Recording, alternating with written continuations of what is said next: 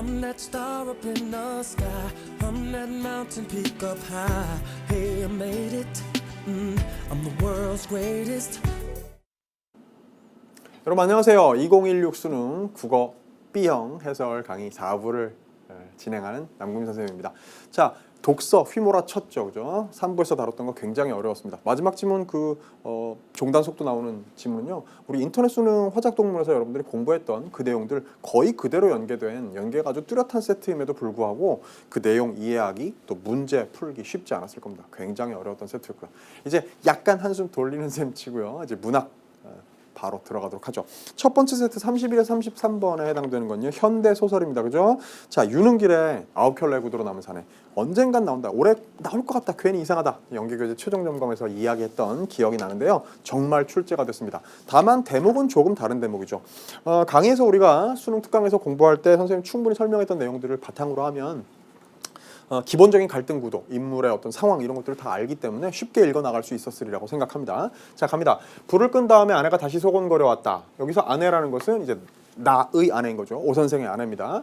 당신도 보셨죠? 오늘서 말고 연기 엄마가 이제 권 씨의 아내인 거고요. 그죠? 안동권 씨이고 대학 졸업자이고 그러다가 전과자 신세가 되었고 지금은 이제 일용직 노동자로 살고 있는 우리의 주인공 9켤레 구두로 남은 사내의 아내입니다. 연기 엄마. 배가 유난히 더 불러 보였어요. 혹시 쌍둥이는 아닌가 싶어서 남의 일 같잖아요. 8달밖에 안 된 배가 그렇게 만삭이니 원. 당신더러 대신 나오라고 떠맡기진 않을 거야. 걱정 마. 이러면서 투명스럽게 대답을 하네요. 이게 주인집 부부고요. 맞죠? 오 선생 부부가요. 어렵사리 어쨌든 자기도 도시 외곽에다가 어디 집 한 칸 마련한 사람들이고 뭐 이제 말하자면 소시민적 태도를 보이는 아내도 또 오 선생도 그런 상황이고요. 여기에 지금 권 씨는 이제 거기에 문간방에 새 들어있는 식구입니다. 그렇죠? 자, 나는 그날 밤 디킨즈와 램의 궁둥이를 번갈아 걷어차는 꿈을 꿨다. 이게 무슨 얘기니? 갑자기 디킨즈와 램?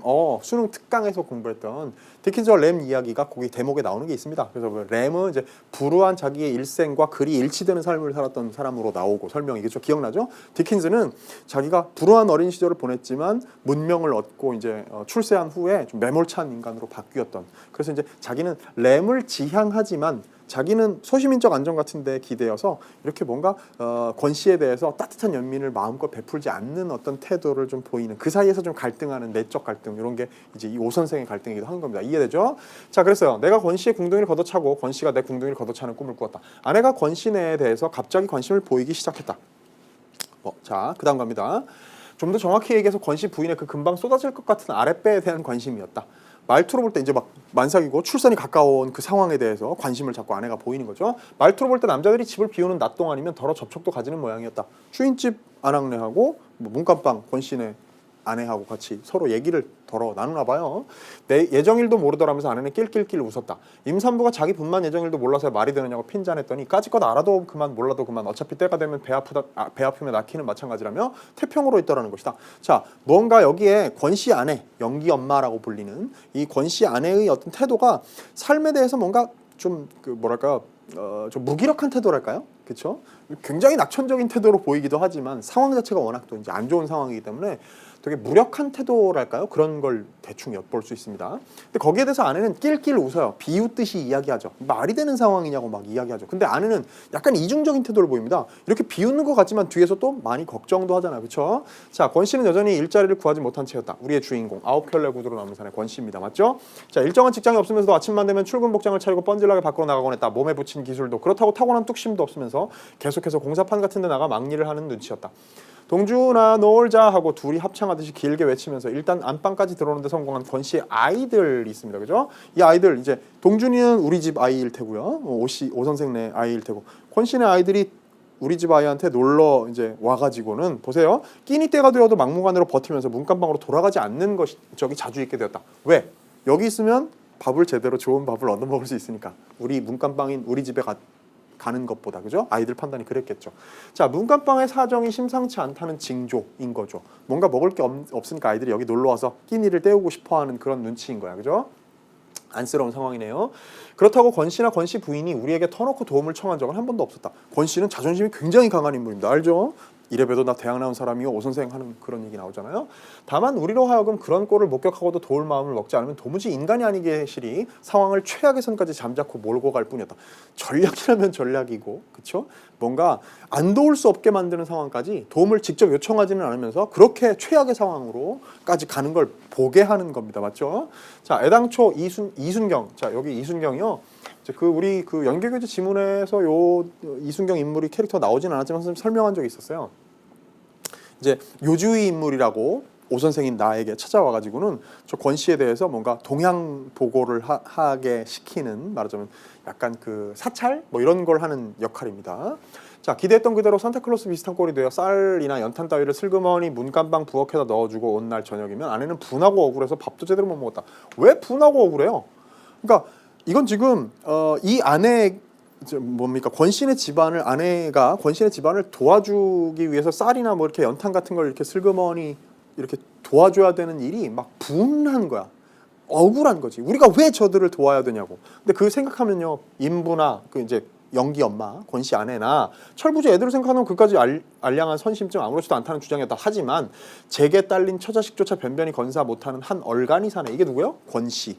한때까지 자기 선심의 일부나마 미칠 일을 생각하면 괘씸해서 잠이 안 올 지경이라고 생병을 앓았다. 그럼 아내가 권씨 일가에 대해서 가진 태도가 뭔지 알겠죠? 뭐 불쌍하게 여겨 식솔들은. 그러나 무책임한 가장이라고 여겨지는 권씨에 대해서는 자기가 뭔가 이런 선의를 베풀어야 하는 것, 이 상황 자체가 짜증나는 거야, 아내는. 그쵸? 자, 권씨가 여간 내기 아니라고 속삭이던 게 엊그제인 일인 걸 벌써 잊고 아내는 새빵 잘못 내줬다고 두고두고 자탄하는 것이었다. 남편이 여전히 벌이가 시원찮은 상태에서 권씨 부인은 해산의 날을 맞게 되었다. 진통이 시작된 지 꽤 오래되는 모양이었다. 아내의 귀때미로는 점심 무렵이 지나면서부터 그런다고 했다. 학교에서 돌아와 저녁을 먹다가 나는 이제 학교 선생님이잖아요, 오 선생. 이제 우리 연기교재 대목에서 학교로 이 이후에, 그죠? 산통 때문에 병원에 갔는데 수술을 해야 되고 수술비를 먼저 마련을 해야 되는 상황에 처한 권 씨가 우리 학교, 오 선생의 학교로 찾아오는 대목 알 겁니다. 기억나죠? 자, 학교에서 돌아와 저녁을 먹다가 나는 문간방에서 울리는 괴상한 소리를 들었다. 처음에는 되게 몸살을 하듯이 끙끙 앓는 소리로 시작됐다. 그러다가 느닷없이 몸의 어딘가에 깊숙이 칼이라도 받는 양 한 차례 처절하게 부르짖고는 이내 도로 잠잠해지곤 하면서 이러기를 몇 번이고 되풀이하는 것이다. 이게 뭐예요? 막 산통을 하고 있는, 진통하고 있는 이 권 씨 아내의 말하자면 비명이죠, 그죠? 신음하는 소리입니다.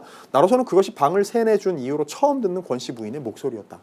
자, 당신이 한번 권 씨를 설득해 보세요. 아내가 나한테 얘기하는 겁니다. 제가 서너 번 얘기를 했는데도 무슨 남자가 실실 웃기만 하면서 그저 염려 없다고만 그러네요. 병원 얘기였다. 병원에 빨리 보내야 되는 거 아니냐고. 권 씨를 빨리 설득하라고. 아니, 아내가 저렇게 신음을 하는데 왜 안 데려가냐 이거죠. 답답한 거예요. 이 주인 아줌마인 이 나의 아내가 보기엔 말이죠. 자, 권 씨가 거절하는 게 아니고 돈이 거절하는 거겠지. 아, 냉혹한 현실에 대한 되게 시니컬한 진단입니다. 그렇죠? 권 씨가 거절하는 게 아니고, 권 씨가 병원을 안 가려는 게 아니고 돈이 없어서겠지라는 얘기를 하는 겁니다. 돈이 거절하는 거겠지. 자, 아내는 진즉부터 해산 준비가 전혀 되어 있지 않음을 덜어는 흉보고 덜어는 우려해 왔었다. 자, 덜어는 흉보고 덜어는 우려해 온 게 바로 문제에도 나옵니다만 이중적인 태도인 거죠, 말하자면. 자, 낄낄댔었어요. 어떻게 임산부가, 임부가 어떻게 자기 예정일도 몰라 이러면서 정말 대책 없는 사람이네. 그런데 그러면서 또 안쓰러운 마음이야. 그렇죠? 쌀이나 연탄을 도와주어도 별로 그렇게 아깝지 않은 임부, 또 철부지 애들한테는 그런 마음이니까. 어쨌든 그래서 덜어는 흉보고 덜어는 우려해오는 이런 이중적인 태도를 보이네요. 남산만이나 한 배를 갖고서 요즘 세상에 그래 애를 집에서, 그것도 산모 혼자 힘으로 낳겠다니 아무래도 꼭 무슨 일이 터질 것만 같아요. 다리 다 차도록 기저귀감 하나 장만 않는 옆에 내나 조산원 하나 부를 돈도 마련이 없는 사내나 권씨나 권씨 아내나 말이죠. 어쩜 그리 짝짝꿍인지 개탄을 하는 거죠. 그죠? 서둘러 식사를 끝내고 나서 나는 권 씨를 마당으로 불러냈다. 듣던 대로 권 씨는 대뜸 아무 염려 말라면서 실실 웃었다. 마치 황당한데 공경에 빠진 나를 극진히 위로해주는 투였다. 뭐라고요? 둘째 때도 마누라 혼자서 거뜬히 해치웠거든요. 이러면서 이야기합니다. 권 씨. 사실은요, 걱정이 안 되겠습니까? 병원에 데려갈 돈이 없는 거예요. 그러니까 이랬던 상황을 이야기하면서 좀 여유를 부리는 거죠. 사실은 자존심이 굉장히 센 인물이기 때문에 뭔가 손벌려야 되는 상황을 맞이하고 싶지 않은 그런 태도일 겁니다. 우리가 염려하는 건 권 선생네가 아니라 바로 우리를 위해서요. 물론 그럴 리 없겠지만 만에 일이라도 일이 잘못될 경우 난 권 선생을 원망하겠소. 작자가 어느 정도 이상으로 느물거린다 싶어 나는 앵간히 모진 소리를 남겨놓은 방으로 들어와 버렸다. 자, 모진 소리를 남겼어요. 뭐라고? 이렇게. 그죠? 이게 뭐야? 우리 뒤에 문제하고도 관련이 있는데 지금 여기서 보세요. 여기 문제 뒤에 풀 때 이야기하겠습니다. 여기서 우리라고 얘기한 건 우리 식구예요. 오선생 내 식구, 나의 식구입니다. 자, 상황은 이 멘트의 의미는 뭐죠? 우리가 염려하는 건 당신네, 권선생네가 아니라 우리를 위해서요. 만약에 무슨 일이라도 터지면 우리 집에서 문간방에서 무슨 일이 터지는 거 내가 우리 식구가 그 피해를 고스란히 감내해야 되는데 나 그거 못 참겠어 이거죠. 그러면서 물론 그럴 리 없겠지만 만에 일이라도 일이 잘못될 경우 난 당신 책임이라고 생각하오 라고 되게 모진 소리를 한 겁니다. 요런 게 사실은요 문제 뒤에 반영됩니다만 뭔가 사실 오 선생도 떵떵거리며 잘 사는 집 아니거든요. 겨우 집 한 칸 마련한 학교 선생님이고요. 그러니까 소시민인 거죠. 그런데 이 소시민이 자기보다 더 못한 처지를 너그럽게 돌볼 만한 그런 상황이 안 되는 각박한 현실, 이런 게 이제 이 작품의 밑바탕에 깃들어 있는 것이고, 여기서 보이는 나의 이런 모진 말을 하는 태도가 바로 어떤 그 소시민적 태도, 어떻게 보면 좀 과하게 좀 세게 이야기하자면 위선이기도 하고요. 뭔가 이중적인 태도, 아내와 내가 가지고 있는 뭔가 좀 모순된 태도, 이런 것, 부정적인 어떤 의식, 뭐 이런 것이라고 말할 수가 있겠습니다.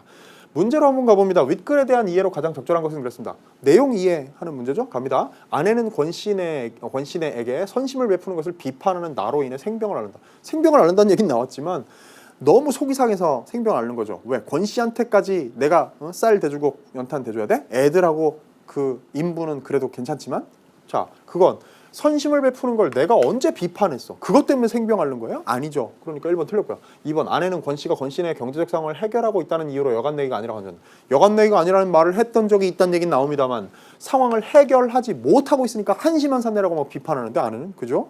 근데 해결하고 있다는 이유로 여간내기가 말도 안 되죠. 3번 아내는 권씨 부인이 진통이 시작된 것을 나를 통해 알게 된다. 무슨 얘기야? 내가 그걸 알려줬어요? 아내한테? 권씨 부인 진통 시작했나 봐? 그런 얘기 아니잖아요. 자, 아내의 불안감과 우려는 나로 하여금 권씨를 불러내게 하는 계기가 된다. 이거겠네요. 당신이 가서 말 한번 해봐요. 막 이렇게 불안감, 우려 이런 게 휩싸여 있으니까 내가 권씨를 마당으로 불러내서 모진소리 하게 되는 거 아닙니까? 자, 나를 위로하는 권씨의 행동은 권씨에 대한 아내의 원망을 누그러뜨린다. 이게 뭐가 누그러졌어요? 나를 위로하는 권씨가 나를 위로하듯이 하는 이상한 말을 하는, 정말 너무 느글거린다. 그래서 내가 모진 말을 내뱉게 되는 그런 상황. 그 행동이 권씨에 대한 아내의 원망이 누그러지는 계기가 되나요? 말도 안 되는 얘기입니다. 자, 아주 쉬운 문제 아닙니까? 내용 기본적으로 줄거리만 제대로 파악했다면 답이 4번임은 쉽게 알 수가 있습니다. 32번인데요. 기억에서 디귿에 대한 설명을 그랬어요. 기억은 뭐냐면 나는 그날 밤 디킨즈와 램의 궁둥이를 번갈아 걷어차는 꿈을 꾸었다 그랬습니다. 니은은 뭐냐면요. 니은은 어디 있죠? 예정일도 모르더라면서 아내는 낄낄낄 웃었다. 그 다음 디귿은요. 다만 우리로 하여금 그런 꼴을 목격하고도 도울 마음을 먹지 않으면 도무지 인간이 아니 계시리 상황을 최악의 선까지 잠자코 몰고 갈 뿐이었다. 그러면요. 기억은 나의 경험에 대한 분석 내용을 제시하고 있다. 내가 그냥 경험이라면 경험이지. 이런 꿈을 꾸었다. 근데 그걸 뭐 분석한 내용들은 기억 안에 들어가 있지 않잖아요. 그 다음에 니은은요. 낄낄 비웃는 인부가 자기 예정일도 모르더라며 그 아내의 말을 통해 다른 인물의 상황을 나타내고 있다. 이게 맞네요. 아내가 전해주기를 권씨 아내가 그것도 모르더라. 자기 예정일도 모르더라. 됐죠? 자, 디귿은요. 디귿 뭐였죠 아까? 최악의 상황으로 막 몰고 갈 뿐이더라는 그거. 나가 관찰하고 있는 인물들의 내면을 묘사한 거 아니죠? 상황을 그냥 진술할 뿐이고. 그리고 어떻게 보면 내가 판단하기에 상황을 그렇게 몰고 가는 것으로 내가 이제 파악하고 판단한 것이지. 자, 기억과 디귿은 나와 인물들 간의 외적 갈등을 제시하고 있다고 했어요. 여기 지금 외적 갈등을 제시하고 있는 부분이라고 볼 만한 게 어디 있나요? 지금 특히나 뭐 디귿은 또 뭐 외적 갈등하고도 아주 관련이 없는 건 아니겠습니다만 기억은요. 외적 갈등을 제시하고 있어요? 자기 혼자 꿈꾼 이야기인데? 그 다음에 니은과 디귿은 인물들을 바라보는 나의 긍정적 시선을 드러내고 있다. 어디에 긍정적인 시선이 있나요? 그리고 니은의 경우는요. 나의 시선도 아니죠. 애초에. 그러니까 답이 될 수가 아예 없는 거고요. 정신만 똑바로 차렸다면 읽고 나서 32번 문제 역시 정답이 2번임을 어렵지 않게 풀 수 있었을 겁니다. 자, 33번 문제인데요. 3점 달고 있고요. 이런 문제를 좀 주의를 해야 되죠. 갑니다. 보기를 주고 외적 준거에 의한 감상 문제죠. 하나? 자, 70년대 한국 소설은 산업화 과정에서 공동체적 유대감이 파괴되고 개인주의가 팽배하면서 그 사이에서 고민하게 되는 소시민 누구겠어요? 나인 거지. 오 선생, 그죠? 그래서 뭐 개인주의 막 팽배하고 공동체적 유대감 깨져나가고 이런 상황인데 그 안에서 완전히 좋아 다 팽배 뭐 개인주의 팽배 좋아 나 유대감 같은 거 깨져나가는 게 좋아 이런 태도 아니라고요. 아쉽지. 나도 이러면 좋은 세상 아니라는 거 알아. 그런데 그럼에도 불구하고 자기 어떤 삶의 조건 같은 걸 생각할 때 뭔가 바람직한 방향으로 잘 사라지지 않는 사람. 그래서 고민하게 되는 소심인 나입니다. 그죠? 자, 물질적 가치를 중시하는 세태가 심화되고 계층 분화가 일어나면서 이런 상황들 심각한 상황이 벌어지면서 주변부로 밀려난 도시 빈민 이게 누구겠습니까? 대표적인 게 바로 권씨 일가인 거예요. 맞죠? 자, 그럼 소외 계층이 등장하는데 이들도 소설의 주요한 제재로 반영되고 있다라는 이 지문을 이해하는데 사실 이 작품 이해의 핵심적인 내용 아니겠어요? 이거 뭐 여러분 강의를 통해서도 또 뭐 해설을 통해서 다 봤을 겁니다. 자, 그랬을 때 가죠. 보기를 바탕으로 윗글을 감상한 내용 했을 때 이제 보기 좀 전에 읽었으니까 선지를 한번 판단해 봅시다. 나아가 권신혜를 의식하면서도 권신혜의 상황에 거리를 두려는 것, 소심의 내적 갈등. 이 어떤 이중적인 태도인 거죠, 그죠? 의식을 해. 그렇지만 좀 거리를 두고 싶어하죠. 모진 말도 때로는 하게 되고요. 그 다음에 아내가 뭐라고 막 걱정할 때 아이 내버려둬. 걱정하지 마. 당신한테 나으라는 거 아닙니까? 뭐 이런 식의 태도. 자, 그 다음에 권 씨가 일정한 직업 없이 막일할 수밖에 없는 것은 계층이 분화되면서 생겨난 도시 빈민의 처지. 딱 맞는 얘기 아니에요? 권 씨가 지금 처해 있는 안 좋은 상황, 부정적인 상황, 되게 힘든 상황 경제적으로. 자, 아내가 된 권 씨를 대하는 이중적 태도. 아까 이중적 태도 있다고 그랬어요. 우려하지만 또 비웃기도 하는 그런 태도. 공동체 의식과 개인주의 사이에 놓인 소시민의 모습. 개인주의의 어떤 지향으로 보자면 비웃을 만한 이상한 사람들이고 공동체 의식을 생각하면 보듬어 안아야 될 사람. 이게 딱 맞죠? 자, 4번 권씨 부인이 혼자 힘으로 해산을 하려는 모습은 궁핍한 삶에 내몰린 소외계층의 처지. 병원에 갈 돈이 없는 거니까 딱 맞는 얘기 아니겠어요? 근데 5번 나아가 권신에게 대해 염려하며 우리를 위해서라고 말한 것은 공동체적 유대감을 회복하려는 소시민의 욕망을 드러내는 것. 자, 여러분 착각하지 말아야 되는 게 굉장히 매력적인 선지 잘 만든 겁니다. 왜냐하면 여기서 우리가 권신혜를 포함한 공동체적 유대감 이런 개념으로 이해한다면 답이 없어 보여. 근데 아까 멘트에서 뭐라고 했어?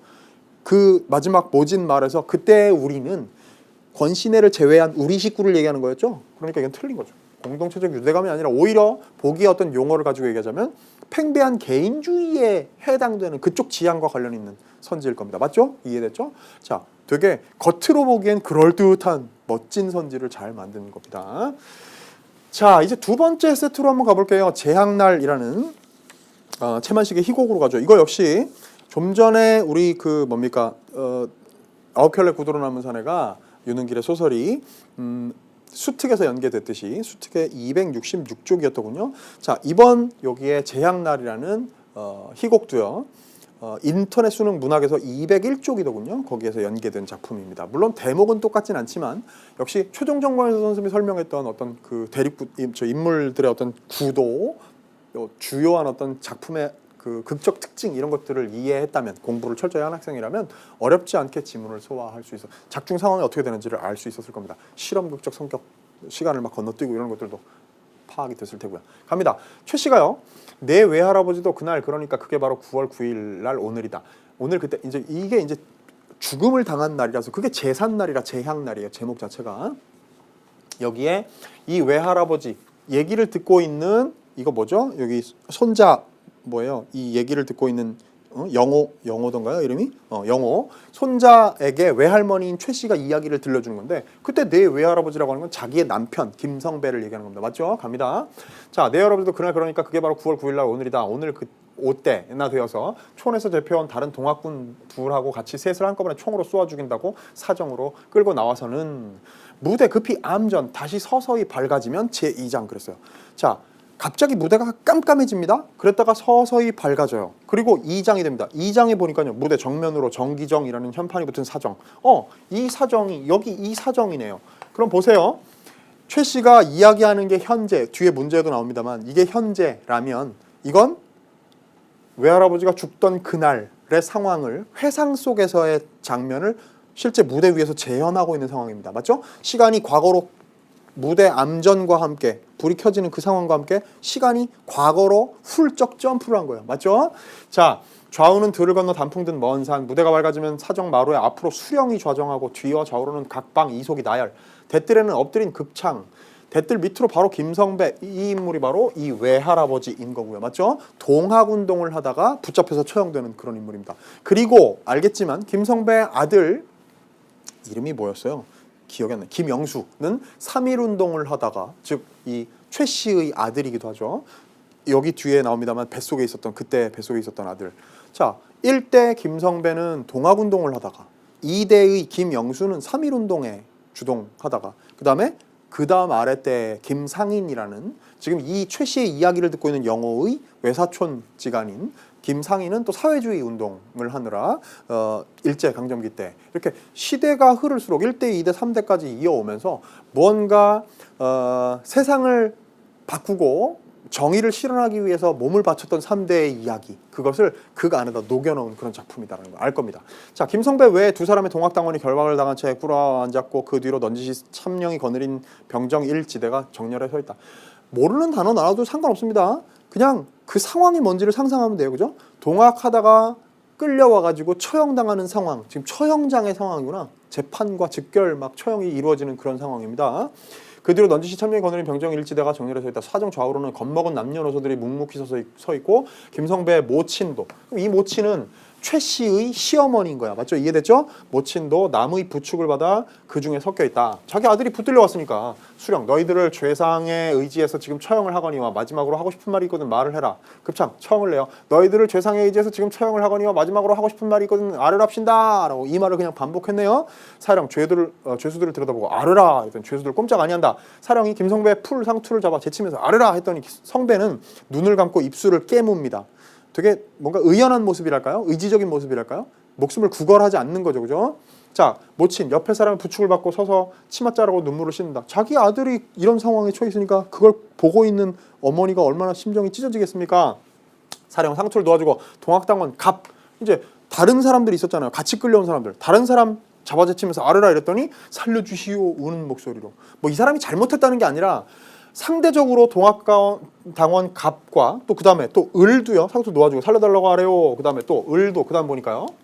을도 아르라 했더니 살려주시오 했어요. 우는 소리로. 그러면 갑과 을은 이런 상황에 처해가지고 살려달라고 애걸복걸하는 반면 김성배는 더 의연한 태도, 목숨을 구걸하지 않는 태도를 보여주는 거야. 인물의 성격을 보여주는 것이죠. 우리가 짐작할 수 있게 됩니다. 사령이 상투를 놓아준다. 급창 살려달라고 하래요. 그랬더니 이 말들 살려달라는 말 왜 들었어? 아르라고 왜 했어? 다 듣고 나서 처형해라 이랬네요. 들어주지도 않아요. 살려달라는 말. 그렇죠? 괜히 성배만 더 멋있어진 거지. 자, 처형하랍신다 했네요. 참령, 병정들더러 형장으로 했습니다. 명령을 내리는 겁니다. 이제 그대로 그냥 즉결 처분을 해버리는 거죠. 자, 병정들 달려들어 죄수 하나에 3, 4인씩 붙어서 좌우로 끼고 뒤에서 밀고 나머지 병정들과 참령은 뒤를 따라서 상수로 퇴장. 상수라는 말은요. 연극의 무대에서 객석에서 바라볼 때 오른쪽 그걸 상수라 그래요. 그리고 왼쪽을 하수라 그럽니다. 그래서 보통 상수에서 등장해서 하수로 인물이 퇴장하고 뭐 이렇게 그런 겁니다. 자, 상수로 퇴장. 상수에 모여선 구경꾼들은 와 헤어지고 그중 김성배의 모친은 김성배에게로, 영감 하나는 동학당원 갑에게로, 여인 하나는 동학당원 을에게로 각각 가족들인가 보지. 이제 정말 죽으러 끌려가는 가족들을 막 그 일가들이 막 따라가는 그런 상황입니다. 처절한 상황이죠. 자, 그래서 뭐예요? 달려들다가 병정들에게 밀어박질러 물러서기도 하고 쓰러지기도 한다. 무대 급히 암전, 다시 밝아지면 도로 전경 그랬습니다. 여러분, 무대가 다시 깜깜해져요. 그랬다가 다시 밝아집니다. 자, 아까도 그랬지만 이게 뭔가 막을 탁 쳐가지고 다시 여는 게 아니라 그냥 무대에 불만 껐다가 깜깜해졌다가 불 들어온 다음에 시간이 점프. 아까는 현재에서 과거로 다시 아마도 얘기를 듣고 있는 영호 손자가 외할머니 최 씨에게 질문하는 상황으로 봐서 다시 요 B에서는 시간이 다시 과거에서 이 상황에서 처형당하고 있는 상황에서 현재로 이야기를 듣고 있는 현재로 점프 맞죠? 자, 그럼 할머니는 그때 어디에 있었수? 하고 질문합니다. 그랬더니 최 씨가 대답하겠죠. 나는 집에 있었지 못 나가고 애기 뱃 옆에 내가 이때 뱃속에 들어있는 애기가 바로 김영수. 나중에 3.1운동 하다가 또 이제 처형되는 고난을 겪게 되는 옆에 내가 관가 행차나 병정들 행군하는 데 나서면 단박 총으로 쏘아 죽인다고 너희 외증주 할머니가 어디 나가게 하시더냐. 이때 외증주 할머니는 이제 시어머니인 겁니다. 어디 나가게 하시더냐. 그래서 나가지는 못하고 울타리 구멍으로 내어다 보기만 했지. 자기 남편이 처형당하는 상황을 이제 아마도 뭐 만삭의 인부였을 텐데 나가지도 못하고 쳐다보고 있어야 되는 그런 아주 비극적인 상황이었던 거예요. 그런데 참 할머니 오냐? 외할아버지를 그렇게 잡아갔으니까 그럼 왜 더듬다가 외증조 할아버지는 내놓아 주어야지 그랬습니다. 무슨 얘기냐면 김성배 이제 우리 왜 그런 대목 나왔었잖아요. 성배가 이렇게 붙들려 오게 되는 건 자현한 거예요. 자기가 자수했던 거죠. 상황 연계교재에서 공부해서 알죠. 왜? 이 동학 무리를 잡으려고 김성배를 붙잡기 위해서 그 아버지, 즉 말하자면 최 씨의 시아버지를 관가에서 붙들고 있어서 그걸 말하자면 인질로 붙들고 있어서 자수를 하게 만들었던 이런 상황이었던 겁니다. 그러니까 그러면 이제 영호 생각에 그러면 우리 외할아버지인 김성배가 처형을 당했다면 그 인질로 잡혀 있었던 그 아버지, 나의 외증조 할아버지는 풀려났겠지라고 묻는 거예요. 이해됐죠? 자, 지금 이런 상황들을요, 연계교재의 그 어떤 인물 구도, 1대가 누구, 2대 누구, 3대 누구, 뭐 극중 상황 뭐 이런 걸 제대로 모르면 이 지문 내 상황 자체를 이해할 수가 없었던 사람들 오늘 시험 보면서 있었을 겁니다. 그죠? 극중 상황에 대한 파악 자체가 안 되면 줄거리가 이해가 안 되죠. 그죠?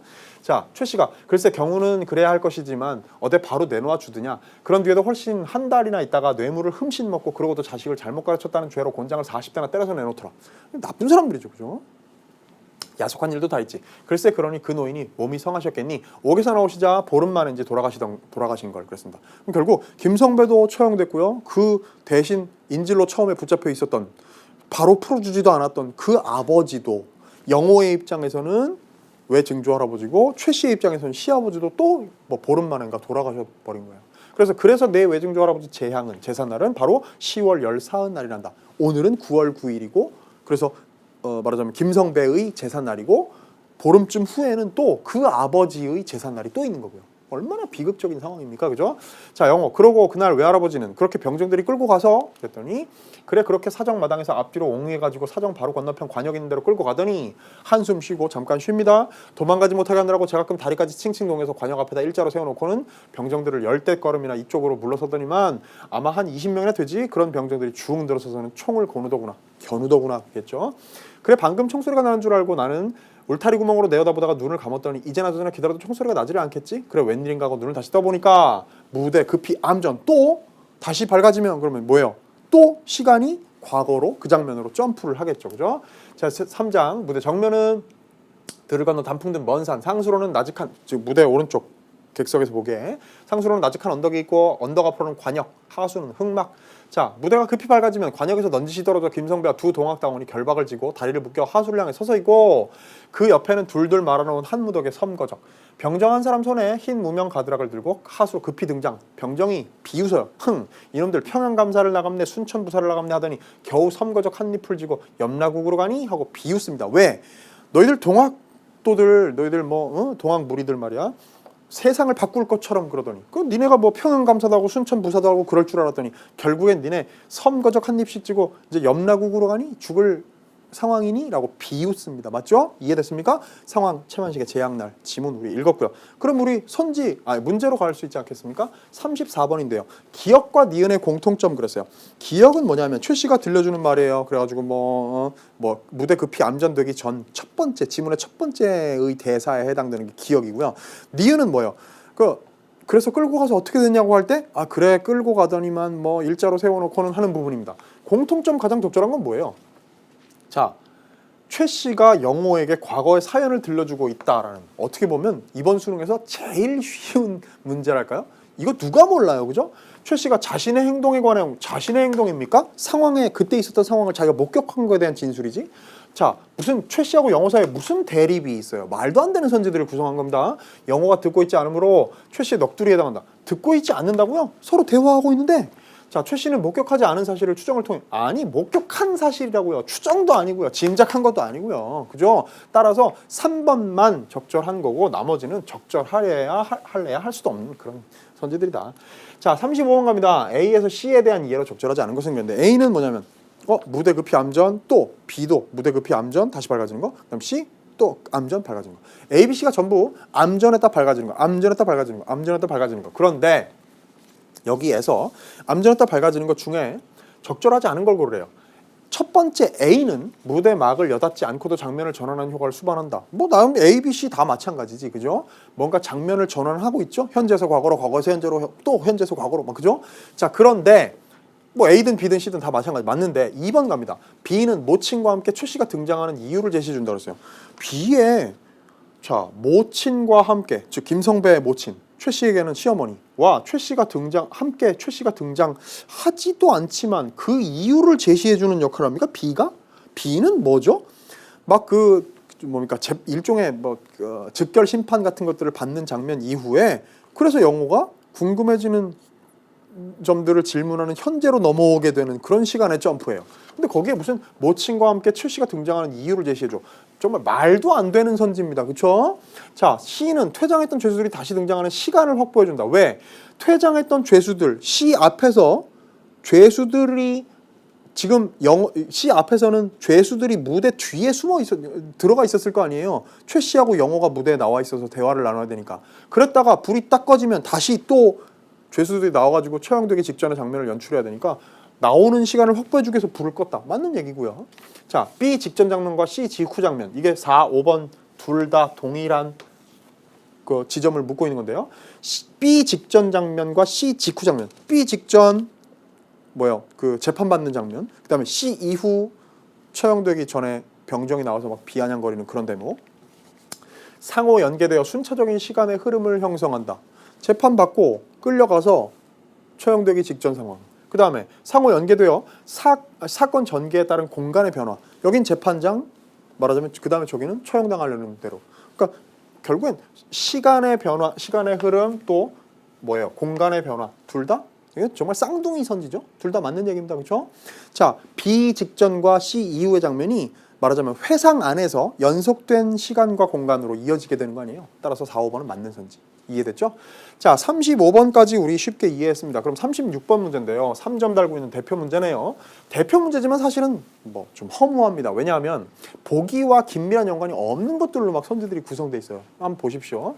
최만식은 자작 안내에서 동학농민운동을 1부로, 김이 3.1운동 전후를 2부로, 그 뒤에 온 시대를 3부로 하여 제약날을 구성했다고 밝힌 바 있다. 자, 이 1부가요. 동학농민운동에 해당되는 게 김성배, 제1대에 해당하는 거죠. 그 다음 김이 3.1운동 전후, 이게 2부가 뭐라고요? 그 아들인 김영수. 그 다음에 그 뒤에 온 시대, 그게 3부. 이게 누구? 김상인. 이렇게 돼 있습니다. 자, 그렇게 구성했다고 밝힌 바 있다.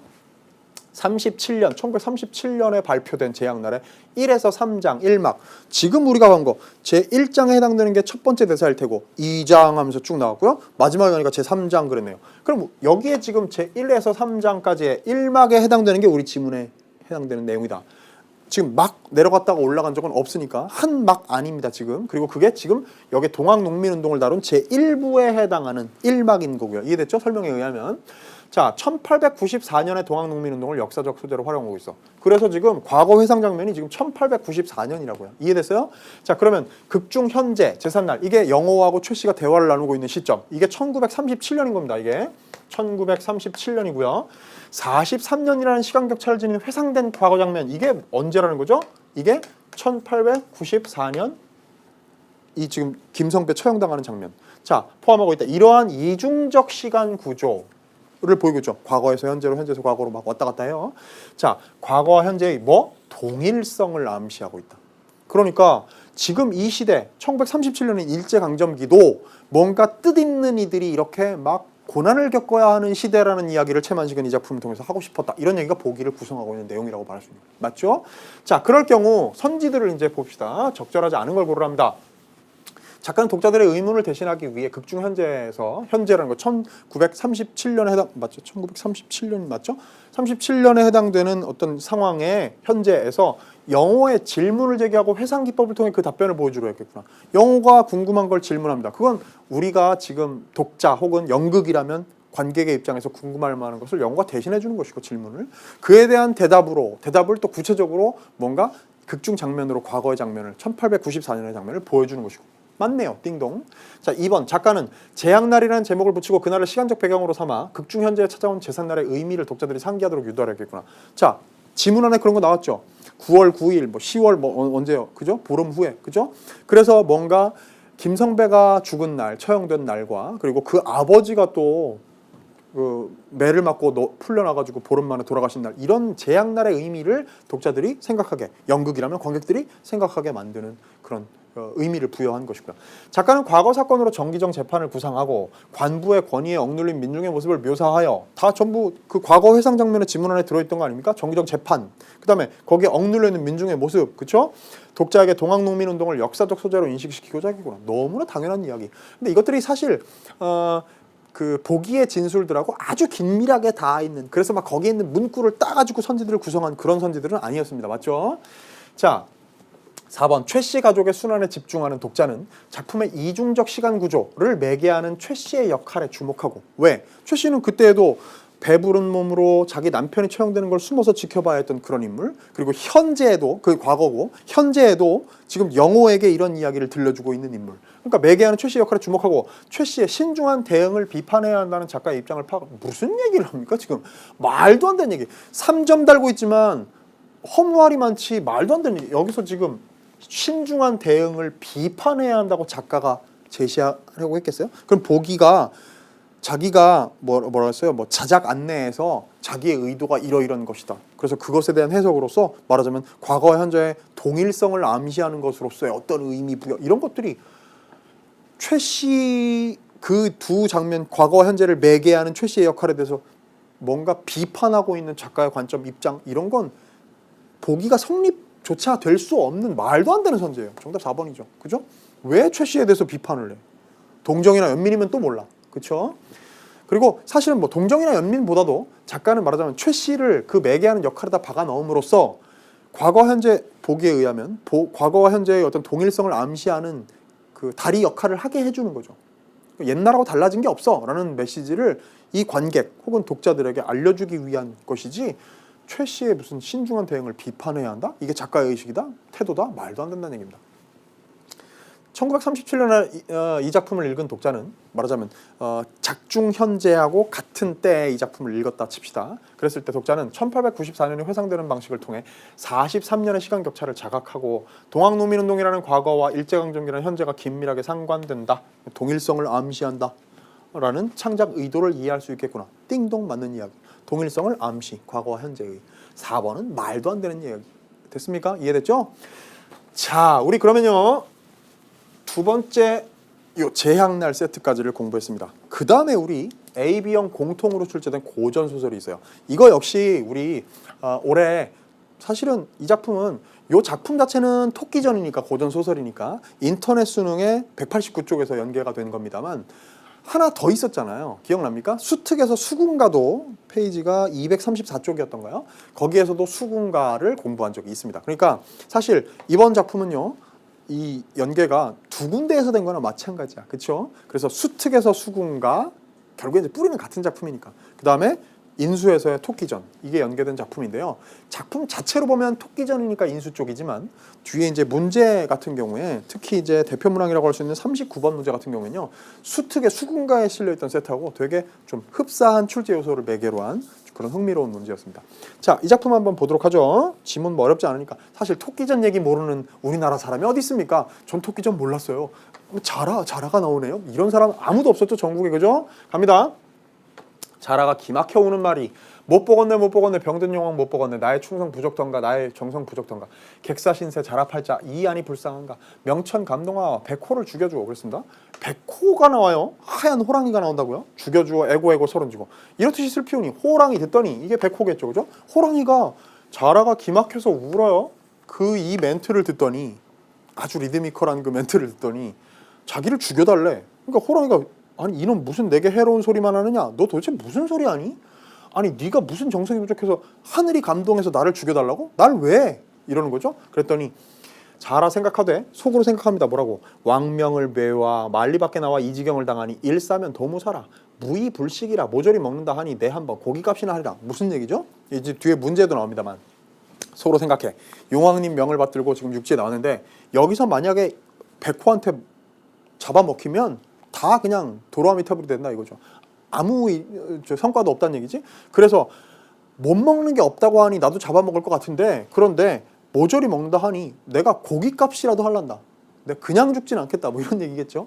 자, 하고 모진 마음 굳게 먹었습니다. 그리고 뭐라고 하는가 하면, 어따 네가 내 근본을 알려느냐 이러면서 뭐라고 해요?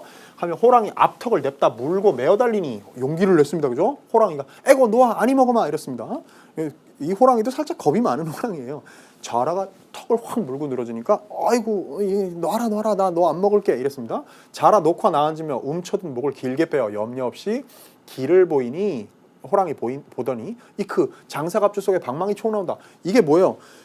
이 자라 자체가 그렇잖아요. 거북이나 자라 이런 애들은 단단한 등껍질 안에서 뭐가 목이 길게 삐져나와서 자기 저기 턱을 무은 거니까 모양이 마치 장사갑주 속에 방망이 총 나오는 것 같은 목이 쑥 나오는 모양을 이야기하는 거겠지. 그렇게 호랑이가 놀랐어. 그랬더니 하며 저만치 물러앉으니 자라 호랑이 질리는 기색을 알고 자 기세는 나한테 잡혔어. 자 이제 그러면 이제 더 밀고 나가는 거죠. 뭐라고? 개서 내 근본을 자세히 아는가? 나는 수국 충신 간의대부 겸 시랑 별주부 별날이라 하네. 그랬습니다. 호랑이 무식하여 자라 별자 몰라 듣고 아 별주부 별날이 할 때 이 별자가 자라 별자라는 걸 모르고 무수히 새겨 별날이 그저 날이도 무섭다 하되 별날이 더 무섭다 그랬습니다. 그럼 뭐 예를 들면 이때의 별날이라고 호랑이가 생각할 때 별날이는 자라 날이라는 뜻으로 모르고 이게 뭔가 특별한 날이 더 높은 더 무서운 날이 이렇게 생각한 거죠. 더 무섭다. 생긴 모양보다는 직품은 높고 찬란한데 그러면 목은 어찌 그리 되었으며 이곳엔 어찌 나왔는가? 뭔가 무서워. 그런데 자세한 상황은 잘 몰라. 얘기해봐. 자라 대답하되 이곳 나오고 목이 이리 된 근본을 알려나? 내가 설명해 줘. Listen. 뭐라고? 어디 좀 알아봅세. 우리 수궁이 퇴락하여 새로 다시 지은 후에 천역의 기와를 내 손으로 이어갈지 추녀 끝에 돌아가다 한 발길 미끄러져 공중 뚝 떨어져 빙빙 돌아 나오려니 목으로 쩔꺽 나려박혀 목이 일이 되었기로 명의대로 물어본즉 호랑이 쓸개가 약이 된다 하기에 병력 장군 앞세우고 도로랑 귀신 잡아타고 호랑 사냥 나왔으니 걔가 호랑이면 쓸개 한 보 못 주겠나 이랬습니다. 완전히 더 막가네요. 그죠? 뭐라고? 나 왜 목이 이렇게 됐는지 알아? 우리 수궁에 새로 기와 쌓고 거기에 막 기와 쌓아 이어가다가 뚝 떨어져가지고 뭐 빙글 돌고 나오려다 목이 어떻게 돼가지고 이렇게 목이 쭉 이렇게 됐는데 명희한테 물어봤더니 호랑이 쓸개를 먹으래. 그래서 내가 지금 귀신하고 여기 도로가 정확히 뭔지 모르겠는데 도깨비 비슷하게 생각합시다. 귀신 도깨비 앞세우고 말이지 내가 호랑이 잡으러 왔어. 자, 너 호랑이야? 나한테 쓸개 내놔. 이렇게 딱 더 치고 들어가는 겁니다. 도로랑 귀신 개 있느냐? 어서 급히 빨리 나와 용천검 드는 칼로 이 호랑이 배 갈라라 도로랑 이랬습니다. 그랬더니 하고 달려더니 호랑이 깜짝 놀라 물똥을 와락 싸고 겁먹은 거죠. 완전히 초가성중 논란 패왕 포위 뚫고 남쪽으로 달아나듯. 자 사면초가라는 그 한자성어 알죠? 거기에 패왕 항우가 속아가지고 남쪽으로 뚫고 달아나던 그 모양새처럼 그 다음에 적벽강 불싸움에 패군장 위왕 조조 전국 따라 도망가듯. 여러분 왜 적벽가 같은 거 이번 연계교재에서 공부했으니까 알 거 아닙니까? 그 조조가 이 적벽대전에서 져가지고 막 도망가듯이 그렇게 막 꽁무니 빼고 도망가는 상황을 지금 묘사하는 거예요. 열거를 하는 거죠. 해악성이 발생합니다. 이런 걸 하면 북풍에 구름 닿듯 달려가듯 편전살 달아나듯. 편전살이라는 건 편전이라는 건 화살 얘기하는 걸 겁니다. 화살이 막 날아가듯 말이에요. 확 달려나가듯. 외물 조총 철환 닿듯. 일본 사람들이 가지고 있는 그 조총에 그 총알이 나가듯. 녹수를 얼른 건너 독림을 해치면서 수르르 달아나. 누가? 호랑이가 이렇게 정말 혼이 빠져라 도망가고 있는 상황을 해학적으로 그린 거죠. 만첩청산 바위 틈에 혼자 앉아 장담하고 하는 말이 호랑이는 또 그 와중에 무슨 얘기하는 거야. 내 재주 아니런데 도로랑 귀신 피할 손가 하마터면 죽을 뻔하였구나. 마치 무슨 뭐예요. 송골매 떠 있으니까 백송골 떠 있으니까 두어 말에 자빠진 두터비가 아유 내가 날랬으니까 망정이지 애혈질 뻔하게라 했던 서설시조처럼 지금 꽁무니 빠지게 도망간 아주 그 모양 빠지는 그 뭡니까 호랑이가 그 와중에 또 내가 내 재주가 있으니까 살았지 도깨비 귀신 피할 수 있었겠는가? 하마터면 죽을 뻔했구나. 아주 해악적인 모습입니다. 됐죠? 자 여기까지는요 사실 이 스토리에서 메인 스토리는 아니라고. 토끼전에서 지금 이런 대목 여러분 못 본 사람들 더 많을걸요? 지금 호랑이한테 잡아먹힐 뻔했던 자라가 꾀를 부려가지고 뭔가 호랑이를 꽁무니 빼게 만든 그런 상황입니다. 됐죠? 중략 이후 가보죠. 이제 본격 스토리로 또 돌아갑니다. 한창일이 춤을 출 때 대장 범치가 토끼 옆에 앉아 토끼 나오네요, 그죠? 토끼 옆에 섰다가 그 토끼 뱃속에 간이 촐랑촐랑하는 거. 토끼의 간이라는 게 바로 이 작품에서 정말 용궁이 그토록 찾아 헤매는 그 바로 그 물건 아닙니까? 그러니까 춤을 추면서 신나는 파티에서 범치가 토끼 옆에서 저기 간이 촐랑촐랑하네 막 이렇게 저 간. 이랬더니 토끼가 깜짝 놀라죠. 뭐라고? 어떤 게 간이라고? 뱃속에 물동이 들어 촐랑거리는 걸 간이라 하겠다. 불사 낌새를 보아 떠나라고 할 거니 즉시 가는 것만 못할지고. 상황이 심각한데? 빨리 도망쳐야 되겠다 이거죠. 지금 상황 봐서 도망갈 겨를이 없네. 내 간을 이렇게 노려? 자 이리할제 별주부 연석에 참여했다가 눈을 부릅떠 토끼를 보면 가만히 꾸짖어 왈. 이제 별주부도 뭐라고 하는가 하면 이 파티에서 내 듣기에도 촐랑촐랑하는 것이 분명한 가안인 듯하거는 내 저러한 꾀로 우리 대왕을 속이려 하느냐? 아마 꾀로 속이려 했던, 그러니까 가는 제가 숨겨놓고 왔으니 저 보내주시면 제가 가져오겠습니다. 그런 말을 한 이후인가 봐요. 그러니까 꾀로 우리 대왕 용왕님을 속이려 하느냐 하면서 꾸짖습니다. 별주부가. 자, 토끼 마음에 분하여 파연 후에 이제 파티가 끝난 후에 왕께 아뢰어서 용왕께 말하기를 소토 세상에서 약간 의서를 보았거니와 음허화동의 병의 원기 회복하기는 왕배탕이 제일 좋다오니 왕배는 곧 자라라. 오래 묵은 자라를 구하였으면 기운 자연 회복할 것이요 그 다음에 소토의 간을 쓰면 병세 불일래 평복하오리다. 무슨 얘기예요? 제가 옛날에 의서를 좀 읽었는데요. 일단 묵은 자라를 왕배탕을 끓여 드십시오. 그 후에 제 토끼 저의 간을 드시면 최고입니다. 금방 나으실 것이죠. 그러니까 자기보다 먼저 희생돼야 될 대상으로 누구를 지목한 거예요? 자라를. 그렇죠? 위기 모면의 수단입니다. 왕이 이때 토끼 말이라 하면 지록 위마라도 믿고 듣는지라. 사슴을 가리키고 말이라고 해도 듣는 거야. 그러니까 말하자면 토끼에 대해서 용왕의 신뢰가 전폭적이었다는 거죠. 자, 즉시 하령하되 출세하였던 별주부 오래 묵은지라 법을 조차 잡아들이라. 그래, 왕배탕 끓여 먹자. 자, 별주부 잡아와. 하니 현의 도독 거북이 아래되. 거북이는 이제 자라하고 좀 같은 편 아니겠어요? 그러니까 편 들어줍니다. 좀 옛 말씀에 토끼를 다 잡으면 사냥개를 삶아먹고 토사구팽 이런 말 알죠? 높이 뜬 새 없어지면 좋은 활이 숨는다 하였사오니 선생 말씀이 옳사오나 주부는 만리타국의 정성을 다하여 공을 이루고 왔사건을 제후로 봉하기는 고사하고 죽이는 것을 불가사문 어인국. 뒤에 각주 나옵니다만 다른 이웃 나라에서 듣게 해서는 알려져서는 듣게 해서는 안 됩니다. 그러니까 그런 일이 생겨서는 안 됩니다라는 얘기겠죠. 그런 일 벌이면 안 됩니다. 하면 안 됩니다. 뭐라고? 고생했는데 그래도 그거 주부 별주부 잡아다가 탕으로 끓여 먹으면 안 됩니다라고 편 들어주네. 근데 특별히 권도를 조차 암자라로 대용하심을 바라나이다. 자라의 별주부의 아내를 잡아서 왕배탕을 끓이십시오. 이런 무지막지한 얘기를 이것도 선이랍시고 베푸네요. 왕왈 윤호하노라. 그거 좋아. 오케이. 자, 하시니 이때 주부 천지 만극하여 집에 돌아와서 부부 서로 손을 잡고 통곡하다가 문득 생각하여 왈 뭐라고 합니까? 아내한테 어이구 나 대신 네가 끌려가서 왕배탕으로 끌어 먹히게 됐어. 어떡하지? 자, 내 일시 경솔한 말로 음해를 만나 무죄한 부인을 이 지경을 당하게 할 거니와 천리 동행한 정분이 적지 아니하고 제 마음이 악독하여 고집스럽지 않으니 우리 정성을 다하여 빌면 다시 측은히 생각하여 구하리라. 뭡니까? 아휴, 우리 다시 한번 빌어보자. 너 그냥 죽게 할 수는 없잖아. 이런 거니까요. 그죠? 자, 그냥 죽게 할 수는 없잖아. 뭐 그런 의미가 있습니다. 그죠? 내가 당신을 이렇게 죽게 만들었으니 한번 빌어봅시다. 이런 얘기를 하는 거죠. 자, 하고 즉시 별땅을 소쇠하고 청소를 한다는 거예요. 깨끗이 치우고 잔치를 베풀어요. 배설하여 토끼를 정으로 청하여 상좌에 앉히고 주부 내외 당하에 꿇어 백배 애걸하는 말이. 토끼를 모셔다가 이제 막 애걸복걸합니다. 제발 우리를 살려달라고. 오늘날 우리 양인 목숨이 선생께 달렸으니 넓으신 도량으로 짐작하여 잔명을 구하주옵소서. 토끼 쇠물 만작이며 웃어 왈 내 당초 날 죽을 것으로 유인함도 심장에 고이하거늘 하물며 없는 간을 있다 하여 기어이 죽이려 하면 무슨 일이며 위태한 때에 이르러 애걸하는 것은 나를 조롱함이냐? 자, 너 나 이리로 죽이려고 끌고 온 것만 해도 괘씸한 일인데 내가 간이 저 땅에 있다고 육지에 있다고 진실을 사실 거짓말이지만 진실을 얘기했는데 그 안에 뱃속에 촐랑촐랑하는 게 간이네. 간 거기 배 안에 있네. 가르자. 이렇게 얘기하는 너 도대체 나를 조롱함이냐? 그죠? 그러고서 이때 위태한 때에 이르러서 너희들이 죽게 되니까 나보다 먼저 죽게 되니까 나한테 애걸복걸한다고? 야, 나 지금 조롱하니? 라고 얘기하는 겁니다. 지금 완전 전세는 역전됐어요. 맞죠?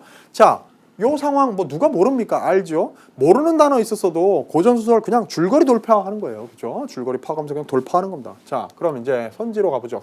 문제로 가보죠. 37번. 윗글에 대한 이해로 가장 적절한 것은? 자, 봅니다. 이게 전부 말하자면 선지가요. 공통점이 있어요. 뭐냐면 의지, 또 뭐 의지 이렇게 공통점을 만들어놨는데 그 중에서 말이 되는 의지는 하나밖에 없다는 거죠. 별주부가 호랑이 앞에서 고깃값이나 하겠다는 것은 죽음을 각오하고 상대에게 맞서겠다는 의지. 이건 맞아요. 정답 찾았습니다. 사실은요. 이게 너무 확실하니까 실전에서 사실 시간 없으면 2, 3, 4, 5는 안 봐도 되는데 그래도 굳이 보자면 호랑이가 별주부의 외양에서 떠올린 갑주와 방망이 총 이라는 거 자라 생긴 거 보고 그렇게 생각했잖아요. 얘기했잖아요. 상대와 맞설 의지를 갖게 하는 거? 아니죠. 의지가 어떻게 보면 맞설 의지가 사라지는 거야. 저거 방망이 총이 나오는 것 같고 갑주 인 것 같고 막 이렇게 느끼는 거니까. 자, 호랑이가 바위 틈에서, 그러니까 겁내는 상황에서 한 얘기니까. 그 다음에 호랑이가 바위 틈에서 자기 재주를 장담하는 것. 아유, 내가 재주가 날랬으니까 망정이지 죽을 뻔했다 하는 것은 패배를 서력하려는 의지? 그런 것 따위 아니라고요. 그나마 좀 안심하는 거죠. 그리고 그 와중에 자기의 어떤 재주에 대한 뽐냄 이렇게 스스로 자아도취 이런 거에 빠져 있는 거예요. 자, 그 다음에 4번 토끼가 낌새를 보아 떠나라는 말을 떠올리고 즉시 가야겠다고 생각하는 것. 그런 부분이 있었죠. 파티에서. 용왕의 믿음을 저버릴 수 없다는 의지. 뭐 믿음을 저버려. 뭐 믿음 저버리지 않으려는 그 어떤 욕망 없어요. 토끼는 그냥 어떤 의지가 오로지 살아서 육지로 돌아가겠다는 의지밖에 없습니다. 맞죠? 자, 별주부가 부인이 대신 죽게 된 것을 자신의 경솔한 말과 음해 때문이라고 하는 것은 아내가 아니라 자신이 죽겠다는 의지. 그것까지는 아니죠. 너도 안 죽게 한번 해보자라는 거지 너 대신 내가 죽겠다까지도 아니었어요. 따라서 정답은 1번이더라. 이렇게 쉬운 거 틀리면 안 됩니다. 맞죠? 자, 38번입니다. 기억에서 미음에 대한 설명으로 적절하지 않은 것은 그랬는데요. 기억은 어디 있습니까? 못 보겠네, 병든 영화 못 보겠네. 자, 유사한 어구의 반복과 대꾸. 맞아요? 맞죠? 그러면서 인물의 심경을 드러내고 있습니다. 이 심경이 뭔가 위기를 모면하기 위해서 뭔가 잠시 가장한 심경이라 할지라도 어쨌든 인물의 심경을 드러낸 건 맞죠. 더군다나 반복과 대꾸를 통해서 리드미컬한 어떤 심경 토로입니다. 그다음 니은은 뭐예요? 쭉 길게 있는데 거기에 보니까 의태어를 활용했어. 그래서 대상의 움직이는 모습을 생생하게 보여줬죠. 뭐예요? 한 발 미끄러져 공중에서 공중 뚝 떨어져 빙빙 돌아나려 뭐저고 그런 거 보니까 의태어 활용해서 움직이는 모습 표현한 거 맞네. 그다음 디귿은 뭐예요? 초가 성중 놀란 패양 포위 뚫고 남쪽으로 달아나듯 어쩌고저쩌고 뭐가 달아나듯 뭐가 달려가듯. 자, 동일 행위에 대한 다양한 묘사를 통해서 대상이 처한 긴박한 상황 역동적으로 보여준다. 이 대상은 누구예요? 호랑이가 꽁무니 빠지게 도망가는 모습을 역동적으로 보여주었다. 다양한 묘사를 통해 가지고. 맞죠? 자, 리을은 뭐예요? 리을 어디 있습니까? 옛 말씀에 뭐 어쩌고저쩌고 하면서 거북이가 아뢰는 그 말입니다. 고사를 활용했습니다. 그다음 상대에게 화자의 의견을 전달하는 거야. 살려주심이 어떠합니까? 대신 아내를 왕배탕으로 끓이십시오라는 자기의 거북이의 의견을 상대 누구? 용왕에게 전하고 있는 거 맞아요. 그다음 미음 봅니다. 즉시 별당을 소수하고 잔치를 배설하여 토끼를 정으로 청하여 상조에 앉히고 주부 내외 당하에 꿇어 백배 애걸하는 말이라는 부분이 편집자적 논평입니까? 전혀 말도 안 돼. 그죠? 그래서 무슨 서술자의 시각? 물론 서술자의 시각 여기서의 시각이라는 건 이제 그걸 관찰해서 전달하는 것 정도로만 얘기한다면 그건 틀리지 않았을 수 있겠는데 이게 뭔가 주관적인 평가를 담은 뭐냔 말이야. 아니라는 거지. 그냥 있었던 일을 그냥 자라와 그 아내의 행동을 파티를 벌여서 애걸복걸하는 그 모양을 그냥 서술한 건데 행동을 서술한 건데 따라서 5번은 틀렸더라. 정답은 5번이다. 편집자적 논평 따위에 이런 쉬운 용어도 몰라서 틀렸다는 사람들은 아마 없겠죠. 그죠? 39번 갑니다. 보기를 참고하여 윗글을 감상한 내용으로 적절하지 않은 것은 그랬어요. 자, 보기 보면요. 토끼전은 자신이 알고 있는 바를 적절히 활용하여 상대를 설득하거나 공박하는 지혜의 대결을 서사에 기초로 한다고 했습니다. 여러분, 이게 보세요. 이제 선생님이 아까 얘기했던 게 이건데 수능 특강에서 몇 쪽이었나요? 260 몇 쪽이요? 268쪽쯤 되겠네요. 거기에 3번 문제인가에 보면 보기에 뭐라 그랬지? 알고 있는 것과 모르는 것, 정보의 격차를 이용해서 어떻게 본심이 어떻게 드러나고 이런 문제 풀었던 거 아련하게 기억날 겁니다. 그거하고 되게 유사한 출제 요소를 활용한 거라고요. 자, 토끼전은 자신이 알고 있는 바를 적절히 활용해요. 그래서 상대를 설득하거나 공박하는 지혜의 대결 이걸 서사의 기초로 한다라는 재미있는 문제네요. 이 문제가 재미있는 이유는요. 좀 전에 그 수특에서 그대로 연결을 하면서 말하자면 여러분 토끼전 같은 텍스트는요.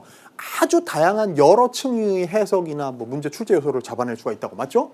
그런데 그중에서 특히 뭔가 지혜의 대결 또 알고 있는 바를 활용하는 것 또 상대가 모르는 바를 일부러 이야기한다든지 여기 뒤에 나오는 거요. 인물들은 상대가 모르거나 상대에게 불리한 화제로 대화를 이끄는 것 같은 방법. 어떤 방법? 상대가 모르거나 불리한 화제. 상대가 불리해지는 어떤 화제로 대화를 이끄는 것. 그런 방법, 전략을 활용해서 대결에서 우위를 점하려 두며 지혜의 대결이죠. 거기서 우위를 점하려 두며 하며 또 불리한 국면에서는 제3자를 끌어들이거나 대결을 회피하기도 한다. 예를 들면 지금 이 지문으로 치자면 제3자를 끌어들이는 건 토끼가 자기가 위급해진 상황에서 자라를 대신 먼저 끌어 드시는 게 이런 걸로 이런다든지 그죠? 이런 그 요소들을 이런 어떤 보기의 외적 준거를 가지고요. 이걸 가지고 판단할 수 있겠느냐라는 걸 묻고 있는 겁니다. 맞죠? 자, 그랬을 때 선지를 한번 판단해 봅시다. 1번인데요. 별주부는 호랑이가 모르는 별주부 자신의 근본으로 화제를 이끌어 자신의 우위를 확보해 나가고 있군. 맞죠? 그 근본이라는 게 뭐 진실이건 아니건 간에 너 내 근본을 아느냐 모르느냐. 근본이 뭔데? 자 들려줄게 잘 들어봐. 이러면서 얘기하면서 자기가 우위를 점했죠. 결국엔 호랑이가 도망가게 만들었으니까. 그럼 맞네요. 그다음 2번 호랑이는 별나리에 대한 자신의 무지를 드러내어 별제부에게 자신을 공략할 빌미를 제공하고 있군. 무지 드러냈지. 별나리의 별이 뭐 특별한 별인 줄 알았으니까 아마도 우리 짐작하기엔. 자라별이라는 걸 몰랐던 상황이 자기에게 불리하게 작용했다는 거? 그 지혜의 대결에 진 거지. 맞죠? 3번 별주부는 범치가 토끼 간에 대해 말한 바를 가지고 토끼를 회유하여 토끼와의 대결을 회피하고 있군. 자, 맞습니까? 생각해보세요. 요 대목이 뭔가 하면 범치가 토끼 저기 촐랑촐랑하는 거 간이네. 뱃속에 들어있는 거 간이네. 저거 배 가르면 간 나오겠는데 육지에 가서 가져와야 되는 상황 아닌데 이렇게 얘기하는 거예요. 맞죠? 그런데 그걸 그 말한 바를 가지고 별주부가 맞아. 너 왜 우리 용왕을 속이고 그랬어? 너 이러면서 꾸짖었어. 근데 그걸 가지고 토끼를 회유하여 회유도 어울리지 않지만 대결을 회피하고 있다고 말하는 거 아니죠? 뭐예요? 이 적절하지 않은 진술입니다. 대결에서 우위를 점하기 위해서 정면으로 뭐 맞선 거지, 그죠? 그래서 네가 잘못된 정보를 흘리고 있는 것에 대해서 내가 꾸짖은 그런 행위를 한 겁니다. 그래서 3번 틀렸다. 정답 찾았다 이거죠. 엉뚱한 선지를 하나 만들어서 3점을 달아놨다. 4번 토끼는 용왕의 병과 관련하여 자신으로부터 별주부로 화제를 옮김으로써 불리한 상황을 벗어나고 있어. 자, 토끼가 저보다 먼저 드셔야 될 것은 자라탕입니다. 이렇게 얘기하니까 별주부로 화제를 옮겼죠. 제3자한테 뭔가를 옮겼어요. 그래서 불리한 상황을 벗어나는 지혜의 대결에서의 우위. 그 다음에 토끼는 별주부가 자신을 유인했던 과거의 일을 화제로 끌어들여 자신의 우위를 강화했군. 이거 마지막 선지의 토끼의 말에 해당되는 선지겠죠. 뭐 마지막에 뭐라고 했는가 하면 자, 내 당초에 날 죽을 것으로 유인함도 심장에 고의하거늘 하물며 없는 간을 이따하여 기어이 죽이려 하면 무슨 일이며 위태한 때에 이르러 애걸하는 것은 나를 조롱함이냐? 라는 말은 자기를 유인했던 과거의 일을 화제로 끌어들여. 그건 이제 별주부가 도덕적으로 문제가 있달까요? 어쨌든 좀 불리한 상황이 될 수 있는 그런 빌미인 거죠. 그거를 화제로 끌어들여서 자기의 우위를 강화해. 그래서 아니 너 감히 나한테 그죠? 나한테 이럴 수가 있어? 이렇게 자기가 더 우월한 지위에 있게 되고 계속 애걸복걸하는 상황을 유지하는 그런 데 활용하고 있는 그런 모습입니다. 됐죠? 따라서 정답은 3번이고 나머지들은 전부 보기하고 연관지어 볼 때 이런 뭔가 알고 있는 바를 적절히 활용하고 무슨 지혜의 대결에서 설득하거나 공박하는 것, 그래서 무슨 화제를 어떻게 활용한다든지 뭔가 제3자를 끌어들인다든지 혹은 뭐 대결을 회피하기도 한다든지 이런 요소들을 가지고 선지들을 구성한 사례에 해당하더라. 맞습니까? 자, 39번까지 해가지고 우리가 고전 소설 AB형 공통이었습니다. 이거 사실은 뒤에 공통 세트가 하나 더 있습니다. 문학에서 공통 세트가 하나, 요거 고전 소설 말고도 맨 뒤에 있는 43에 45번 세트, 현대시 두 편 묶여 있는 한 세트가 박남수의 시하고 김기택의 시가 묶여 있는 그 세트가 또 AB형 공통이었어요. 자, 지금 시가 세트만 공교롭게 두 세트가 남아 있는데요. 4부의 시간은 여기까지로 우리가 마무리를 하고 나머지 두 세트들은 선생님이랑 인터넷 보충 강의를 통해서 정확하게 이제 본문 한번 읽어보고 또 문제도 풀어보는 그런 시간 알차게 한번 마련을 해보도록 하겠습니다. 이제 4부를 마무리하는 시간에서 이런 인사는 좀 하고 싶네요. 올해 수능을 본 학생, 그래서 내가 뭘 틀렸지, 뭘 맞았지, 이건 왜 틀렸을까를 듣기 위해서 이 강의를 들은 학생들 많이 있을 줄 압니다. 고생 많았어요. 지난 1년 동안 정말 전력 질주해 오느라고 여기까지 오느라고 고생이 많았습니다. 일단 토닥토닥 위로해주고 싶고요. 그리고 격려해주고 싶고요. 고생 많았다고 선생님이 다독여주고 싶습니다. 선생님도 역시 여러분들 옆에서 1교시에 여러분 곁에 서 있겠다라는 약속을 지키기 위해서 긴장된 마음으로 오늘 하루를 보냈습니다. 선생님도 그렇고요. 여러분도 그렇고요. 더 나은 내일을 위해서 새로운 스텝을 밟아야 될 때가 왔습니다. 다음 스텝을 준비하시고요. 그리고 예비 수험생, 그래서 수능이 어떻게 출제되는가를 좀 봐야 되겠다. 그리고 내가 이걸로 내공을 좀 길러야 되겠다라는 생각을 가지고 이 자리에 온 좀 성실하고 부지런하고 미리 공부하는 그런 부지런한 학생들이 있다면 알찬 공부 함께 해나갑시다. 그래서 결국엔 내년 이 시간 수능이 끝났을 때 정말 실력 발휘 제대로 했다고 기쁨의 노래를 부를 수 있는 그런 사람이 되기를 간절히 기원합니다.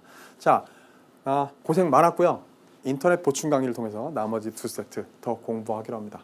자, 고생 많았어요, 여러분. 안녕. I'm that star up in the sky. I'm that mountain peak up high. Hey.